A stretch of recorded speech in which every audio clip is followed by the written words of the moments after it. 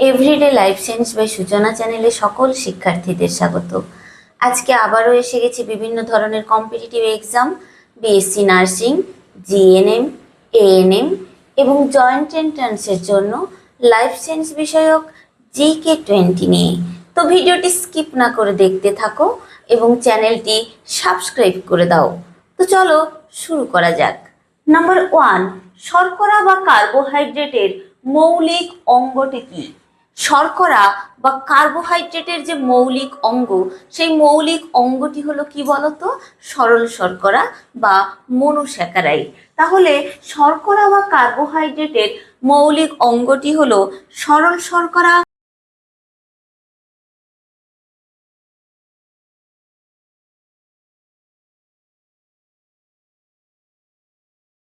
Number 2, aldose শ্রেণীর শর্করায় উপস্থিত থাকে কি? অ্যালডোজ শ্রেণীর যে শর্করা রয়েছে, সেই অ্যালডোজ শ্রেণীর শর্করায় কি উপস্থিত থাকে? অ্যালডোজ শ্রেণীর যে শর্করা, তাতে উপস্থিত থাকে অ্যালডিহাইড গ্রুপ। কি উপস্থিত থাকে? Aldehyde group.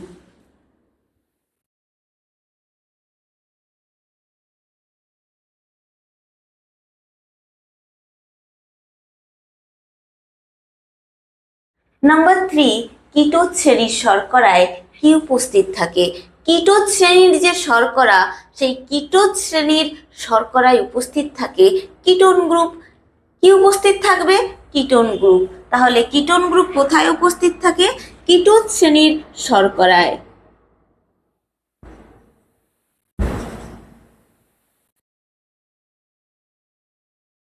নাম্বার 4, অ্যালডোজ শ্রেণীর শর্করার উদাহরণ কি? অ্যালডোজ শ্রেণীর যে শর্করা, যেখানে থাকে অ্যালডিহাইড গ্রুপ বা অ্যালডিহাইড বর্গ, সেই অ্যালডোজ শ্রেণীর শর্করার উদাহরণটা কি? সেই অ্যালডোজ শ্রেণীর শর্করার উদাহরণ হলো গ্লুকোজ। কি বললাম? গ্লুকোজ। নাম্বার 5, কিটোজ শ্রেণীর শর্করার উদাহরণ কি? কিটোজ শ্রেণীর শর্করা, যেখানে থাকে কিটোন গ্রুপ বা কিটোন বর্গ। তো এই কিটোজ শ্রেণীর শর্করার উদাহরণ কি হবে? এই কিটোজ শ্রেণীর শর্করার উদাহরণ হবে ফ্রুক্টোজ। কি হবে? ফ্রুক্টোজ।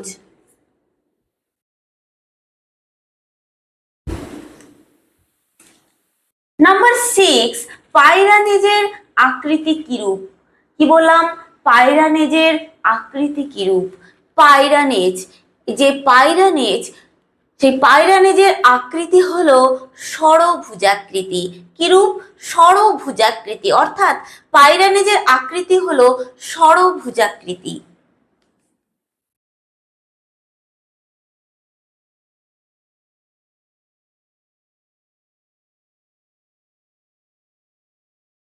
ইংরেজিতে যাকে বলা হয় হেক্সাগোনাল।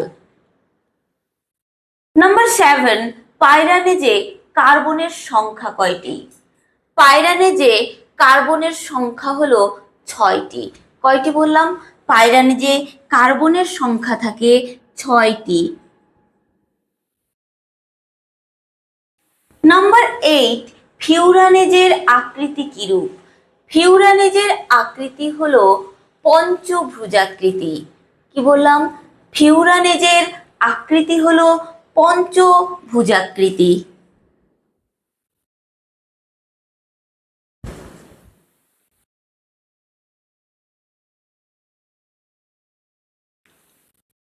নাম্বার 9, ফিউরানেজে কার্বনের সংখ্যা কয়টি? ফিউরানেজে উপস্থিত কার্বন হচ্ছে 5টি।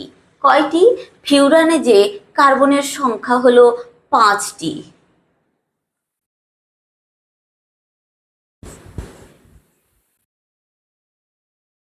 নাম্বার 10, মনোস্যাকারাইডে কি ধরনের কার্বন উপস্থিত থাকে? মনোস্যাকারাইড বা সরল শর্করায় এক ধরনের কার্বন উপস্থিত থাকে। সেই কার্বনটির নাম হলো অদৃশ্য কার্বন বা আসিমেট্রিক কার্বন। কি বললাম? মনোস্যাকারাইডে যে কার্বন উপস্থিত থাকে, সেই কার্বনটি হলো অদৃশ্য কার্বন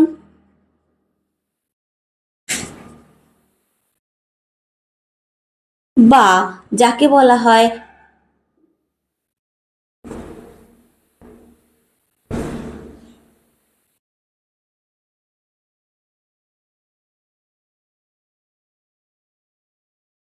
আসিমেট্রিক কার্বন।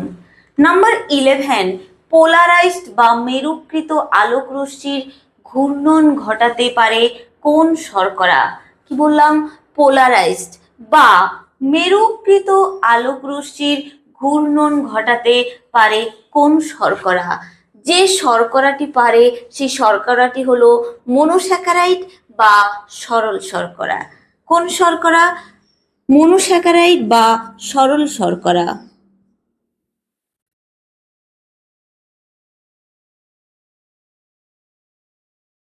নাম্বার 12, আলোক রশ্মির ঘূর্ণন। কি বললাম? আলোক রশ্মির ঘূর্ণন যদি ডান দিকে ঘটে তাহলে তাকে কি বলা হয়? আলোক রশ্মির ঘূর্ণনটা যদি ডান দিকে ঘটে তখন তাকে বলা হয় ডেক্সট্রো রোটেটরি। কি বলা হয়? তখন তাকে বলা হয় ডেক্সট্রো রোটেটরি।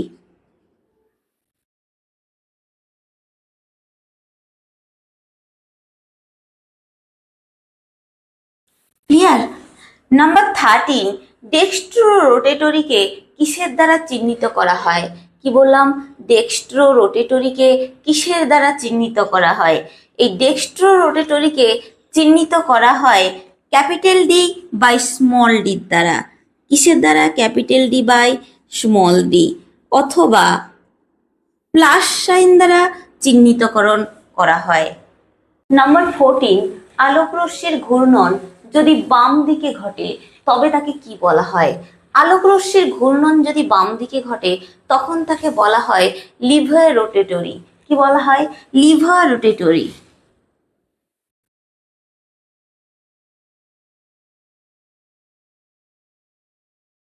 ক্লিয়ার?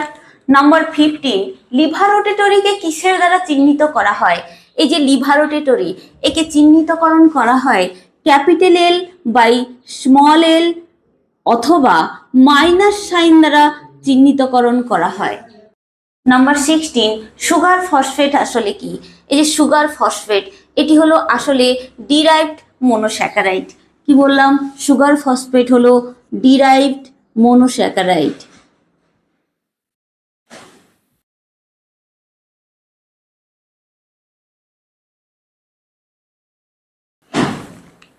নাম্বার 17, গঠনগত দিক থেকে পৃথক একই শর্করার ভিন্ন রূপকে কি বলা হয়? গঠনগত দিক থেকে পৃথক একই শর্করার ভিন্ন রূপকে বলা হয় আইসোমার। কি বলা হয়? আইসোমার। নাম্বার 18, সরল শর্করা তীব্র খনিজ অ্যাসিডের সঙ্গে বিক্রিয়া করে কি উৎপন্ন করে? সরল শর্করা তীব্র খনিজ অ্যাসিডের সাথে বিক্রিয়া করে উৎপন্ন করে ফুরফুরাইল ডেরিভেটিভ। কি উৎপন্ন করে? ফুরফুরাইল।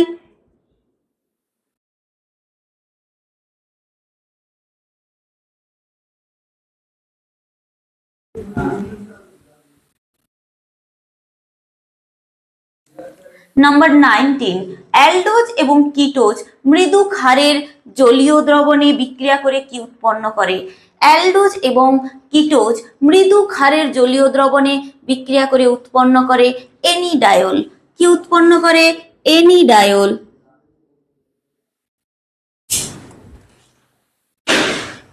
নাম্বার 20, অ্যানিডায়ল নিজে জারিত হয়ে কি উৎপন্ন করে? অ্যানিডায়ল যখন নিজে জারিত হয় তখন উৎপন্ন করে সুগার অ্যাসিড। কি উৎপন্ন করে? Sugar acid.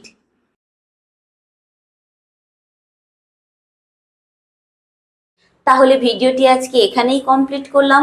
ভিডিওটি কেমন লাগলো অবশ্যই কমেন্ট সেকশানে লিখে পাঠাও এবং চ্যানেলটি লাইক, শেয়ার, সাবস্ক্রাইব করে পাশে থাকা বেল আইকনটি প্রেস করো যাতে পরবর্তী নোটিফিকেশন তোমাদের কাছে পৌঁছে যায়।